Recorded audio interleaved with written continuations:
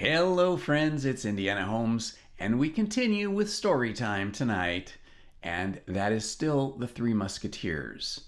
We begin with Chapter 19, Plan of Campaign. D'Artagnan went straight to Monsieur Tréville's. He had reflected that in a few minutes the cardinal would be warned by his cursed stranger, who appeared to be his agent, and he judged with reason he had not a moment to lose. The heart of the young man overflowed with joy. An opportunity presented itself to him in which there would be at the same time glory to be acquired and money to be gained, and as a far higher encouragement it brought him into close intimacy with a woman he adored. This chance did then for him at once more than he would have dared to ask of Providence.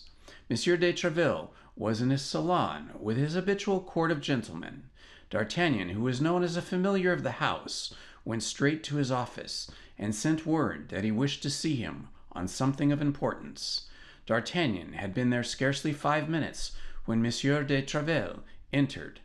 At the first glance, and by the joy which was painted on his countenance, the worthy captain plainly perceived that something new was afoot. All the way along, D'Artagnan had been consulting with himself whether he should place confidence in Monsieur de Tréville, or whether he should only ask him to give him carte blanche for some secret affair. But Monsieur Tréville had always been so thoroughly his friend, had always been so devoted to the king and queen, and hated the cardinal so cordially, that the young man resolved to tell him everything. "Did you ask for me, my good friend?" said Monsieur de Tréville. "Yes, monsieur," said D'Artagnan, lowering his voice, "and you will pardon me, I hope, for having disturbed you when you know the importance of my business." "Speak, then. I am all attention." "It concerns nothing less," said D'Artagnan, lowering his voice, "than perhaps the life of the queen." "What did you say?" asked Monsieur de Tréville, glancing round to see if they were surely alone, and then fixing his questioning look upon D'Artagnan. "I say, monsieur, that chance has rendered me master of a secret, which you will guard, I hope, young man, as your life, but which I must impart to you, monsieur, for you alone can assist me in the mission I have just received from Her Majesty. Is this secret your own?" "No, monsieur, it is Her Majesty's." "And you authorized by Her Majesty to communicate it to me?" "No, monsieur, for on the contrary, I am desired to preserve the profoundest mystery." "Why, then, are you about to betray it to me?" "Because, as I said, without you I can do nothing, and I am afraid you will refuse me the favor I come to ask if you do not know what end I ask it." "Keep your secret, young man, and tell me what you wish." "I wish you to obtain from me, from Monsieur Dessart, leave of absence for 15 days. When? This very night. You leave Paris? I am going on a mission. May you tell me whither? To London. Has anyone an interest in preventing your arrival there? The cardinal, I believe, would give the world to prevent my success. And are you going alone?" "I am going alone." "In that case you will not get beyond Bondy. I tell you so, by the faith of de Tréville." "How so?" "You will be assassinated, and I shall die in the performance of my duty." "But your mission will not be accomplished." "That is true," replied D'Artagnan. "Believe me," continued Tréville, in enterprises of this kind, in order that one may arrive, 4 must set out." "Ah, you are right, monsieur," said D'Artagnan. "But you know Athos, Porthos, and Aramis, and you know if I can dispose of them, without confiding to them the secret which I am not willing to know. We are sworn, once for all, to implicit confidence and devotedness against all proof. Besides, you can tell them that you have full confidence in me, and that they will not be more incredulous than you. I can send to each of them leave of absence for 15 days. That is all. To Athos, whose wound still makes him suffer, to go to the waters of Forge, to Porthos and Aramis, to accompany their friend, whom they are not willing to abandon in such painful condition. Sending their leave of absence will be proof enough that I authorize their journey. Thanks, monsieur. You are 100 times too good. Begone, then. Find them instantly, and let them all be done tonight. Ha! But the first write your request to des Essart. Perhaps you had a spy on your heels, and your visit, if it should ever be known to the cardinal, will thus seem legitimate? D'Artagnan drew up his request, and Monsieur de Tréville, on receiving it, assured him that by 2 o'clock in the morning the 4 leaves of absence should be at the respective domiciles of the travelers. Have the goodness to send mine to Athos' residence. I should dread some disagreeable encounter if I were to go home. Be easy, adieu, and prosperous voyage. Apropos, said de Tréville, calling him back. D'Artagnan returned. Have you any money? D'Artagnan tapped the bag he had in his pocket. Enough, asked Monsieur Tréville. 300 pistoles. Oh, plenty. That would carry you to the end of the world. Begone, then. D'Artagnan saluted Monsieur de Tréville, who held out his hand to him. D'Artagnan pressed it with a respect mixed with gratitude. Since his first arrival in Paris, he had constant occasion to honor this excellent man, whom he had always found worthy, loyal, and great. His first visit was to Aramis, at whose residence he had not been since the famous evening on which he had followed Madame Bonacieux. Still further, he had seldom seen the young musketeer, but every time he had seen him, he had remarked a deep sadness imprinted on his countenance. This evening, especially, Aramis was melancholy and thoughtful. D'Artagnan asked some questions about his prolonged melancholy. Aramis pleaded as his excuse a commentary upon 18th chapter of St. Augustine, which he was forced to write in Latin for the following week, and which preoccupied him a good deal. After the 2 friends had been chatting a few moments, a servant from Monsieur de Tréville entered, bringing a sealed packet. "What is that?" asked Aramis. "The leave of absence, monsieur, has asked for," replied the lackey. "For me? I have asked for no leave of absence." "Hold your tongue and take it," said D'Artagnan. "And you, my friend, there is a demi-pistole for your trouble. You will tell Monsieur de Tréville that Monsieur Aramis is very much obliged to him. Go." The lackey bowed to the ground and departed. "What does this all mean?" asked Aramis. "Pack up all you want for a journey of a fortnight and follow me." "But I cannot leave Paris just now without knowing." Aramis stopped. "What is become of her? I suppose you mean," continued D'Artagnan. "Become of whom?" replied Aramis. "The woman who was here, the woman with the embroidered handkerchief." "Who told you there was a woman here?" replied Aramis, becoming as pale as death. "I saw her, and you know who she is?" "I believe I can guess at least." "Listen," said Aramis. "Since you appear to know so many things, can you tell me what has become of that woman?" "I presume that she has returned to Tours." "To Tours?" "Yes, that may be. You evidently know her. But why did she remain to Tours without telling me anything?" "Because she was in fear of being arrested." "Why has she not written to me, then?" "Because she was afraid of compromising you." "D'Artagnan, you restore me to life," cried Aramis. "I fancied myself despised, betrayed. I was so delighted to see her again. I could not have believed she would risk her liberty for me. And yet, for what other cause could she have returned to Paris? For the cause which today takes us to England." "And what cause is this?" demanded Aramis. "Oh, you'll know it some day, Aramis, but at present I must intimate the discretion of the doctor's niece." Aramis smiled, as he remembered the tale he had told his friends on a certain evening. "Well, then, since she has left Paris, and you are sure of it, D'Artagnan, nothing prevents me, and I am ready to follow you. You say we are going to see Athos now?"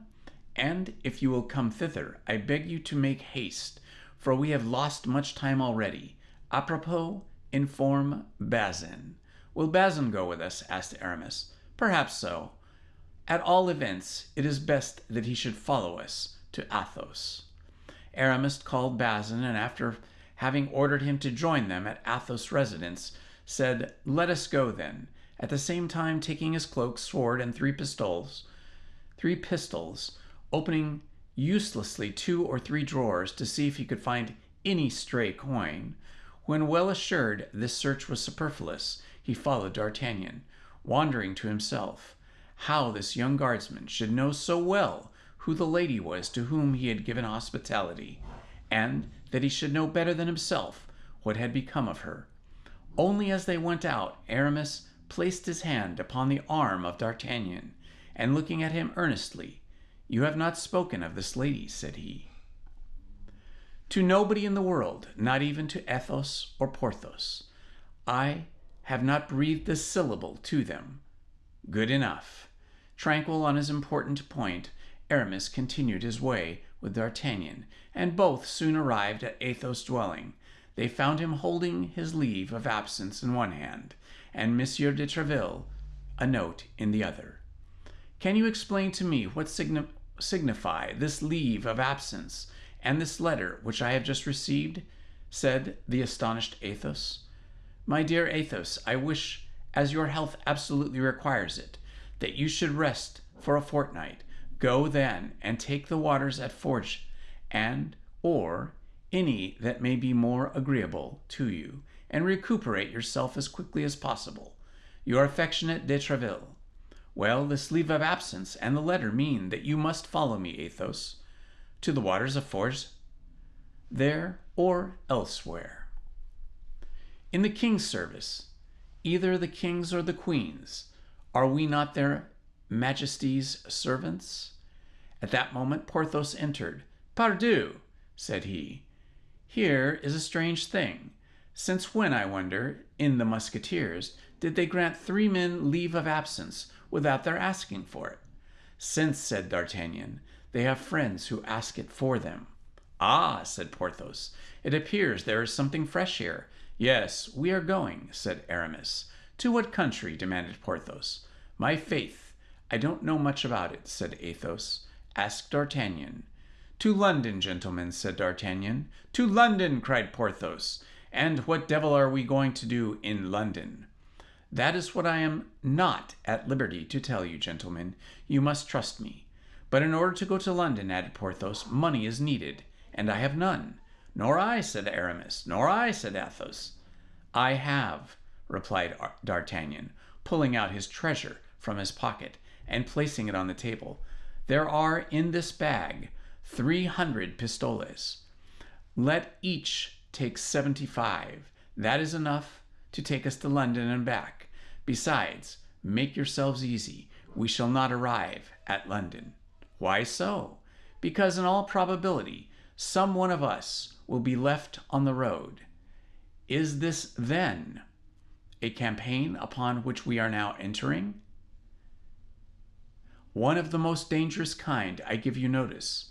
"Ah, but if we do risk being killed," said Porthos, "at least I should like to know for what affair." "You would all be the wiser," said Athos. "And yet," said Aramis, "I am somewhat of Porthos' opinion. Is the king accustomed to give you such reasons?" "No.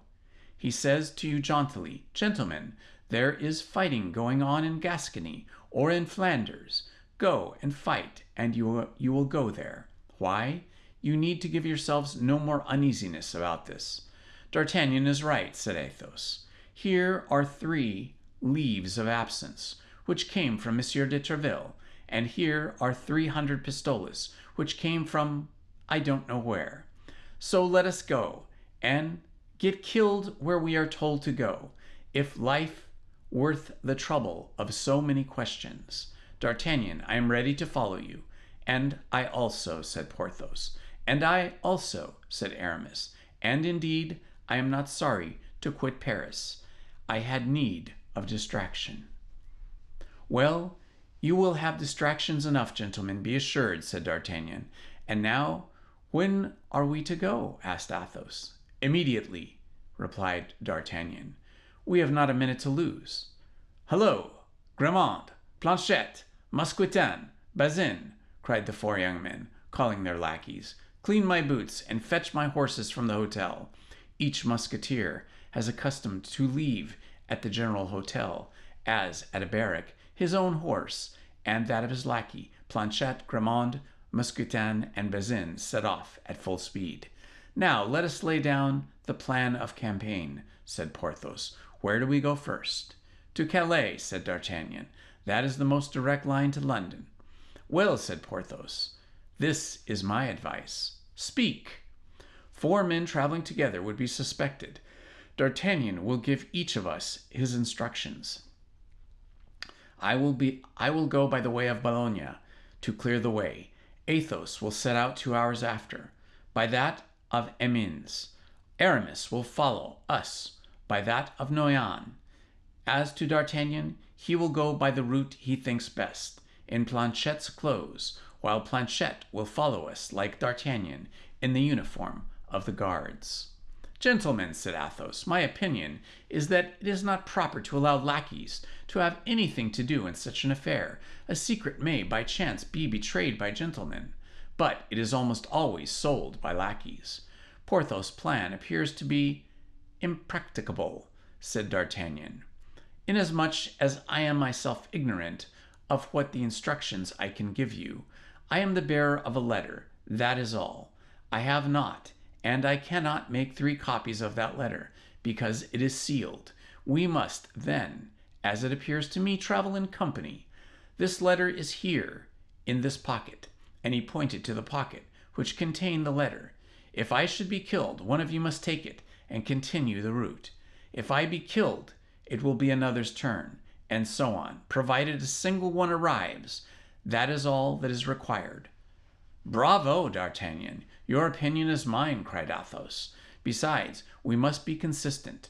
I am going to take the waters. You will accompany me.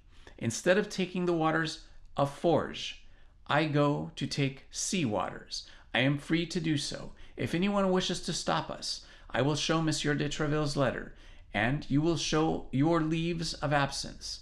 If we are attacked, we will defend ourselves. If we are tried, we will stoutly maintain that we were only anxious to dip ourselves a certain number of times in the sea. They would have an easy bargain of 4 isolated men, whereas 4 together make a troop. We will arm our 4 lackeys with pistols and musketoons. If they send an army out against us, we will give battle, and the survivor, as D'Artagnan says, will carry the letter. Well said, cried Aramis. You don't often speak, Athos, but when you do speak, it is like St. John of the Golden Mouth. I agree to Athos' plan. And you, Porthos? I agree to it too, said Porthos. If D'Artagnan approves it, D'Artagnan, being the bearer of the letter, is naturally the head of the enterprise. Let him decide, and we will execute. Well, said D'Artagnan, I decide that we should adopt Athos' plan, and we set off in a half hour. Agreed, shouted the 3 musketeers in chorus. Each one, stretching out his hand to the bag, took 75 pistoles, and made his preparations to set out for the appointed time.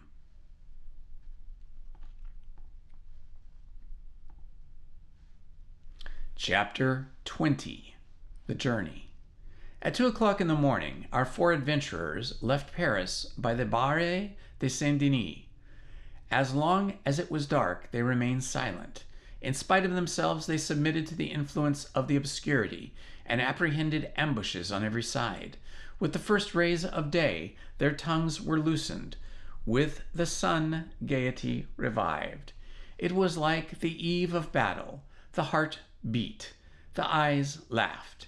And they felt the life they were perhaps going to lose was, after all, a good thing. Besides, the appearance of the caravan was formidable.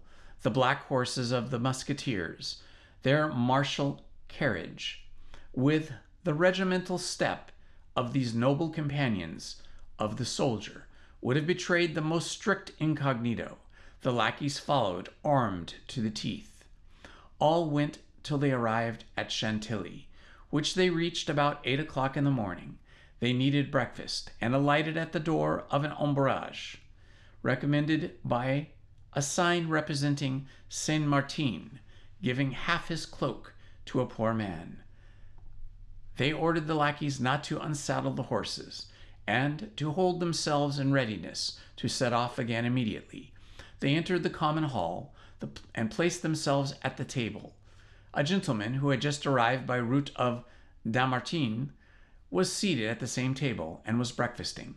He opened the conversation about rain and fine weather. The travelers replied. He drank to their good health, and the travelers returned his politeness. But at the moment Musketeers came to announce that the horses were ready, and they were arising from the table, the stranger proposed to Porthos to drink the health of the cardinal. Porthos replied that he asked for no better if the stranger, in his turn, would drink to the health of the king. The stranger cried that he acknowledged no other king but his eminence. Porthos called him drunk, and the stranger drew his sword. "You have committed a piece of folly," said Athos, "but it can't be helped. There is no drawing back. Kill the fellow, and rejoin us as soon as you can." All three remounted their horses, and set out at a good pace, while Porthos was promising his adversary to perforate him with all the thrusts known in the fencing schools. "There goes one," cried Athos, at the end of 500 paces. "But why did that man attack Porthos rather than any one of us?" asked Aramis. "Because, as Porthos was talking louder than the rest of us, he took him for the chief," said D'Artagnan. "I always said that this cadet from Gascony was well of wisdom," murmured Athos, and the travelers continued their route. At Bouvas they stopped for 2 hours, as well to breathe their horses a little as to wait for Porthos. At the end of 2 hours, as Porthos did not come, nor any news of him, they resumed their journey. At the league from Bouvas, there where the road was confined between two high banks, they fell in with 8 or 10 men, who, taking advantage of the road being unpaved in the spot, appeared to be employed in digging holes and filling up ruts with mud. Aramis, not liking to soil his boots with this artificial mortar, apostrophized them rather sharply. Athos wished to restrain him, but it was too late. The laborers began to jeer the travelers, and by their insolence disturbed the equanimity even of the cool Athos, who urged on his horse against one of them. Then each of these men retreated as far as the ditch, from which each took a concealed musket. The result was that our 7 travelers were outnumbered in weapons. Aramis received a ball which passed through his shoulder, and Musketeers another ball which lodged in his fleshy parts, which belong the lower portion of the loins. Therefore Musketeers fell alone from his horse, not because he was severely wounded, but not being able to see the wound, he judged it to be more serious than it really was. "It was an ambuscade," shouted D'Artagnan. "Don't waste a charge. Forward!"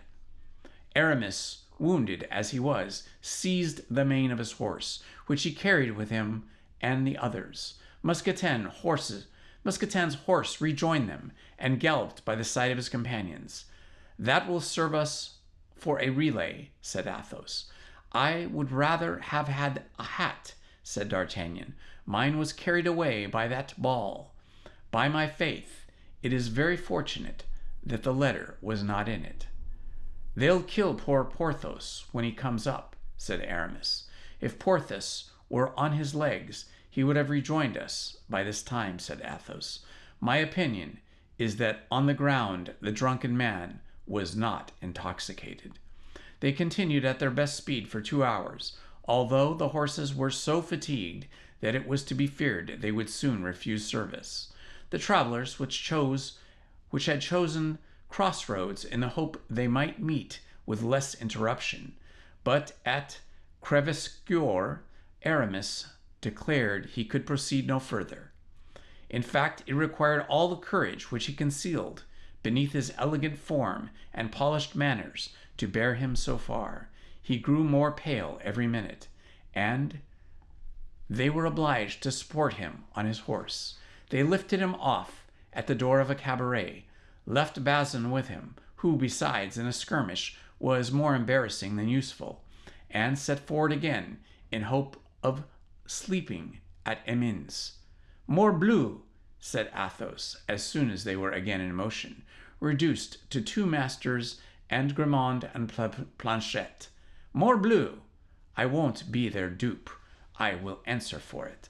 I will neither open my mouth nor draw my sword between this and Calais. I swear by it. Don't waste time in swearing, said D'Artagnan. Let us gallop, if our horses will consent. And the travelers buried their rowels in their horses' flanks, who, thus vigorously stimulated, recovered their energies. They arrived at Amiens at midnight, and alighted at the auberge of the Golden Lily.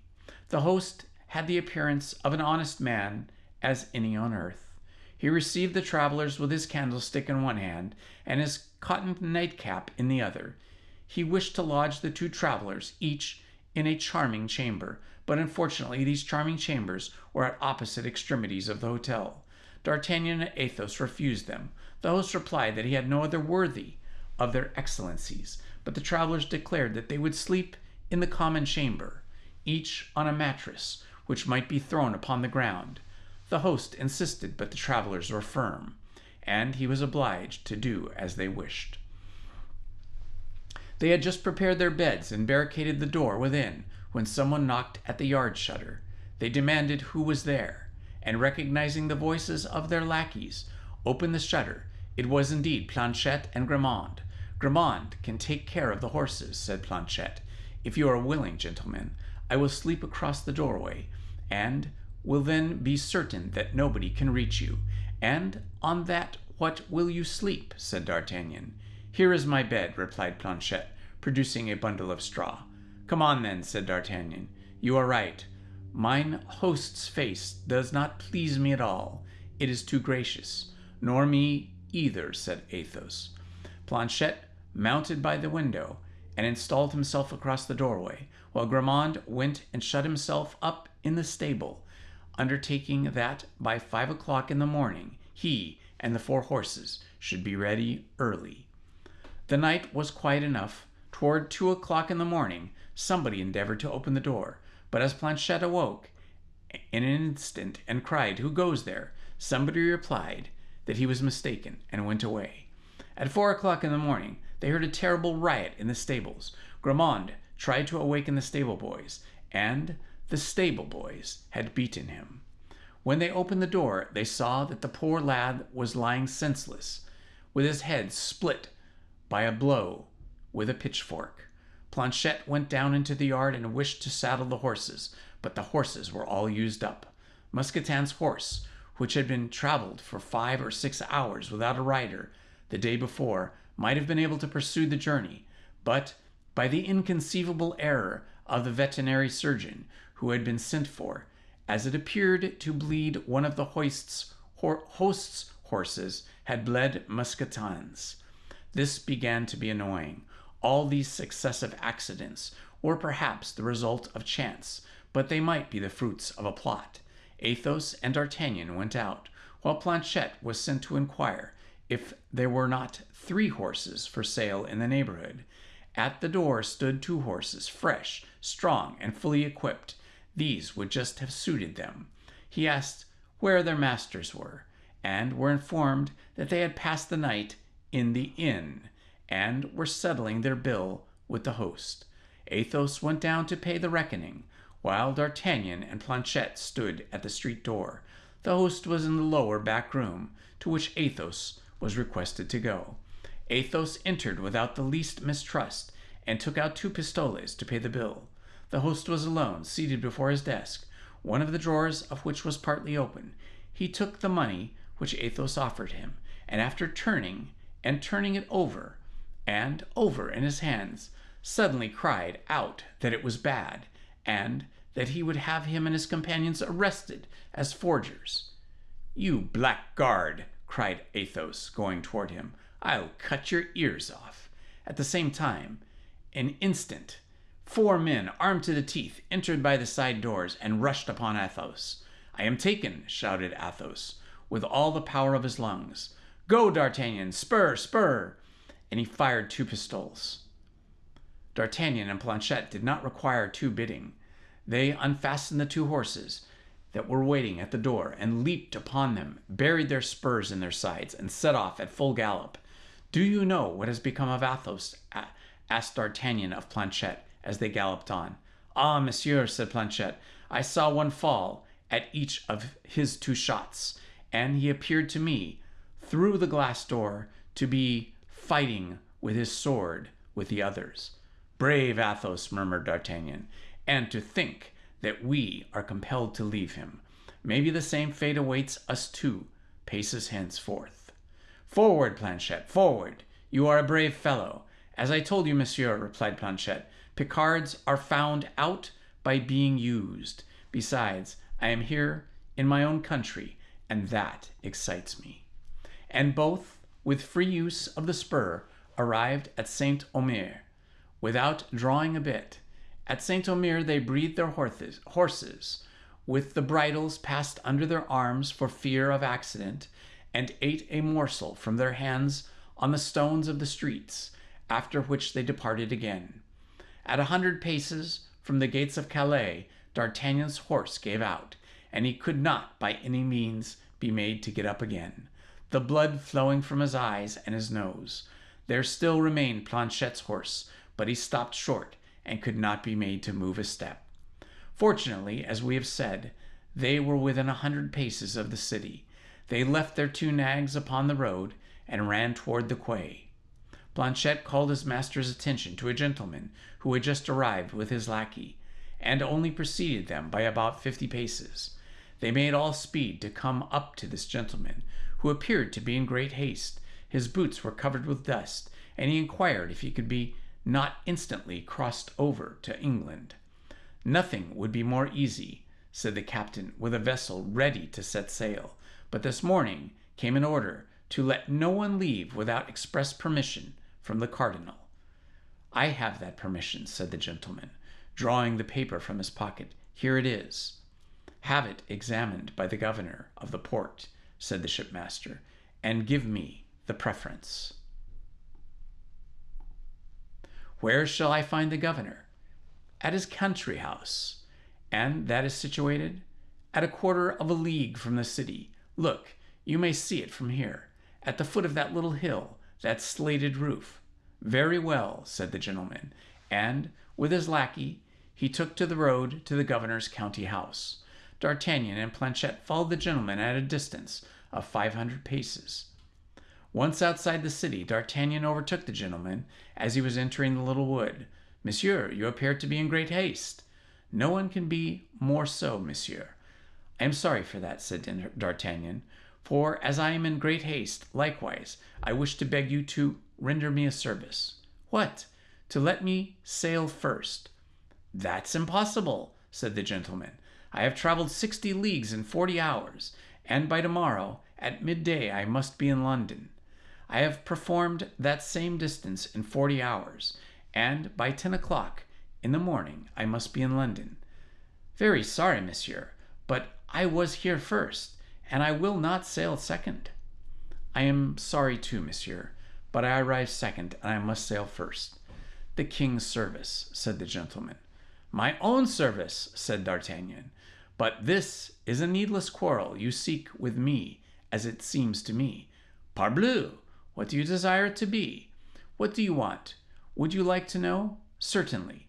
"Well, then, I wish that the order of which you are the bearer, seeing that I have not one of my own, and must have one." "You jest, I presume." "I never jest. Let me pass." "You shall not pass." "My brave young man, I will blow out your brains." "Hola! Lubin, my pistols." Planchet called out D'Artagnan, "Take care of the lackey, and I will manage the master." Planchet, emboldened by the first exploit, sprang upon Lubin, and being strong and vigorous, he soon got him on the board of his back, and placed his knee upon his breast. "Go on with your affair, monsieur," cried Planchet. "I have finished mine." Seeing this, the gentleman drew his sword and sprang upon D'Artagnan, but he had too strong an adversary. In 3 seconds D'Artagnan had wounded him 3 times, exclaiming at each thrust, "One for Athos, one for Porthos, and one for Aramis." At the third hit the gentleman and fell like a log. D'Artagnan believed him to be dead, or at least insensible, and went toward him for the purpose of taking the order. But the moment he extended his hand for the search of it, the wounded man, who had not dropped his sword, plunged the point into D'Artagnan's breast, crying, "One for you, and one for me, the best for last," cried D'Artagnan, furious, nailing him to the earth with a 4th thrust through his body. This time the gentleman crossed his eyes and fainted. D'Artagnan searched his pockets and took from one of them the order for the passage. It was in the name of Comte de Wardes. Then, casting a glance on some handsome young man, who was scarcely 25 years of age, and whom he was leaving in his gore, deprived of senses and perhaps dead, he gave a sigh for that unaccountable destiny which leads men to destroy each other for the interests of people who are strangers to them and who often do not even know that they exist. But he was soon aroused from the reflections by Lubin, who uttered loud cries and screamed for help with all his might. Planchet grasped him by the throat and pressed as hard as he could. "Monsieur," he said, "as long as I hold him in this manner, he can't cry. I'll be bound, but as soon as I let go, he'll howl again. I know him for a Norman, and Normans are obstinate." In fact, tightly held as he was, Lubin endeavored to cry out. "Stay," said D'Artagnan, and taking his handkerchief, he gagged him. "Now," said Planchet, "let us bind him to a tree." This being properly done, they drew the Comte de Wardes close to his servant, and as night was approaching, and the wounded man and the bound man were at a little distance within the wood, it was evident that they were likely to remain there till the next day. "And now," said D'Artagnan to the governors. "But you are wounded, it seems," said Planchet. "Oh, that's nothing. Let us attend to what is more pressing first, and then we will attend to my wound. Besides, it does not seem very dangerous." And they both set forward as fast as they could toward the country house of the worthy functionary. The Comte de Wardes was announced, and D'Artagnan was introduced. "You have an order signed by the cardinal?" said the governor. "Yes, monsieur," replied D'Artagnan. "Here it is."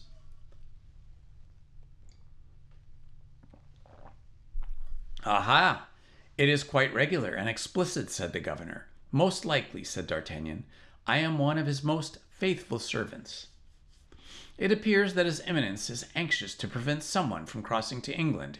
Yes, a certain D'Artagnan, a Bernese gentleman who left Paris in the company of 3 of his friends, with the intention of going to London." "Do you know him personally?" asked the governor. "Whom?" "This D'Artagnan." "Perfectly well. Describe him to me, then. Nothing more easy." And D'Artagnan gave, feature for feature, a description of the Comte de Wardes. "Is he accompanied?" "Yes, by a lackey named Lubin." "We will keep a sharp lookout for them, and if we lay hands on them, his eminence may be assured they will be reconducted to Paris under good escort. And by doing so, monsieur the governor," said D'Artagnan, "you will deserve well of the cardinal." "Shall you see him on your return, Monsieur Count?" "Without a doubt. Tell him, I beg you, that I am his humble servant. I will not fail." Delighted with this assurance, the governor countersigned the passport and delivered it to D'Artagnan. D'Artagnan lost no time in useless compliments. He thanked the governor, bowed, and departed. Once outside, he and Planchet set off fast as they could, and by making a long detour, avoided the wood and re-entered the city by another gate. The vessel was quite ready to sail, and the captain was waiting on the wharf. "Well," said he, upon perceiving D'Artagnan. "Here is my pass countersigned," said the latter. "And that other gentleman?" "He will not go today," said D'Artagnan. "But here, I'll pay you for us two." "In that case, let us go," said the shipmaster. "Let us go," repeated D'Artagnan. He leaped with Planchet into the boat, and 5 minutes after they were on board. It was time, for they had scarcely sailed half a league, when D'Artagnan saw a flash and heard a detonation. It was the cannon which announced the closing of the fort.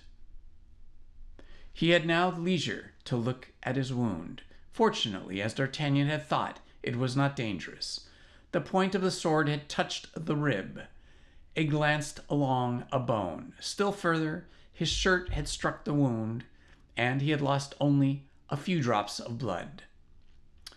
D'Artagnan was worn with fatigue. A mattress was laid upon the deck for him. He threw himself upon it and fell asleep. On the morrow, at the break of day, they were still 3 or 4 leagues from the coast of England. The breeze had been so light all night that they made but little progress. At 10 o'clock the vessel cast anchor in the harbor of Dover, and at 10:30 D'Artagnan placed his foot on the English land, crying, "Here I am at last!" But that was not all. They must get to London. In England the post was well served. D'Artagnan and Planchet took each a post horse, and a postilion rode before them. In a few hours they were in the capital. D'Artagnan did not know London. He did not know a word of English, but he wrote the name of Buckingham on a piece of paper, and everyone pointed out to him the way to the Duke's hotel. The Duke was at Windsor hunting with his king. D'Artagnan inquired for the confidential valet of the Duke, who, having accompanied him in all his voyages, spoke French perfectly. He told him that he came from Paris on an affair of life and death, and that he must speak with his master instantly. The confidence with which D'Artagnan spoke convinced Patrick, which was the name of this minister of the minister. He ordered 2 horses to be saddled, and himself went as a guide to the young guardsman. As for Planchet, he had been lifted from his horse as stiff as a rush. The poor lad's strength was almost exhausted. D'Artagnan seemed iron. On their arrival at the castle, they learned that Buckingham and the king were hawking in the marshes, 2 or 3 leagues away. In 20 minutes, they were on the spot named. Patrick soon caught the sound of his master's voice, calling his falcon. "Who must I announce to my Lord Duke?" asked Patrick. The young man who one evening sought a quarrel with him on Pont Neuf, opposite the Saint Martin. A singular introduction. You will find it as good as another. Patrick galloped off and reached the Duke and announced to him, in the terms directed, that the messenger awaited him. Buckingham at once remembered the circumstance, and suspecting that something was going on in France, of which it was necessary he should be informed, he only took the time to inquire where the messenger was, and on recognizing from afar the uniform of the guards, he put his horse into a gallop, and rode straight up to D'Artagnan. Patrick discreetly kept in the background. "No misfortune has happened to the Queen," cried Buckingham, the instant he came up, throwing all his fear and love into the question. "I believe not. Nevertheless, I believe she runs some great peril, from which your grace alone can extricate her." "I?" cried Buckingham. What is it? What is it? I should be too happy to be of any service to her. Speak, speak." "Take this letter," said D'Artagnan. "This letter? From whom comes this letter?" "From her Majesty, as I think." "From her Majesty," said Buckingham, becoming so pale that D'Artagnan feared he would faint as he broke the seal. "What is this rent?" said he, showing D'Artagnan a place where it had been pierced through. "Ah," said D'Artagnan, "I did not see that. It was the sword of a Comte de Wardes which made that hole, when he gave me a good thrust in the breast." "You are wounded?" asked Buckingham, as he opened the letter. Oh, nothing but a scratch, said D'Artagnan. Just heaven! What have I read? Cried the duke. Patrick, remain here, or rather join the king, wherever he may be, and tell his majesty that I humbly beg him to excuse me, but an affair of the greatest importance recalls me to London. Come, monsieur, come, and both set off towards the capital at full gallop. Please hit the like button, subscribe, and hit the notifications button. Thank you very much.